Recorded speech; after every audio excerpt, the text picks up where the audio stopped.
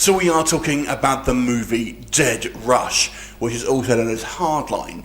Now, we had a kind of spate of first-person movies seem to come out, and it looked like it was going to be this exciting new genre. All of a sudden, it's going to have all these kind of like genre-type movies, horror films, action films coming out in the first person, and it doesn't seem to have happened. But there were a few, and for at least a year or so, it looked like this might be the new trend. So this movie is one of those. Now, unlike a lot of these films, this doesn't really give you a reason why it's first person. In some of these movies, they'll be like you'll be watching, through a security camera on someone's helmet or stuff like that. This one, you just are watching it through this guy's eyes. And basically, the bulk of the story, at least, is through this guy's sort of point of view on the kind of the breakout of a kind of zombie apocalypse, basically.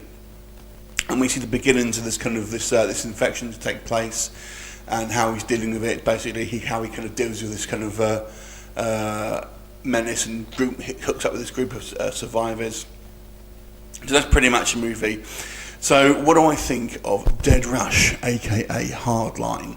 I've got to say that I think maybe one of the problems inherently with doing the first-person view is it kind of you don't really feel like you get to know the characters all that well.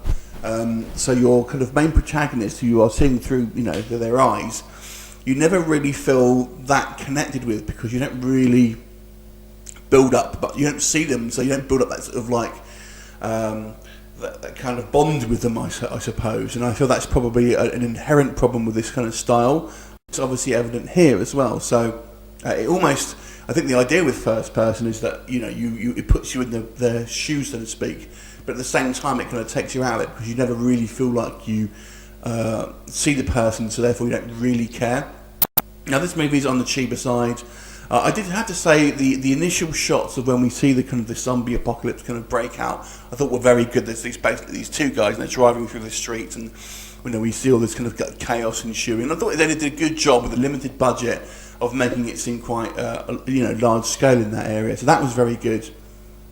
And there are a couple of kind of action sequences that are okay as well. They do have quite a lot of extras and kind of doing as zombies and stuff like that. So that all was okay.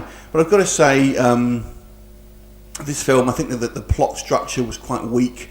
There's some things that happen in the movie, and it just seems very cliche. I tell you what this film is like. If you like watching cutscenes in video games, that's what this movie is like. The kind of the storytelling that you get in some of these kind of, I would say, like mid-2000s, early 2000s kind of like first-person games.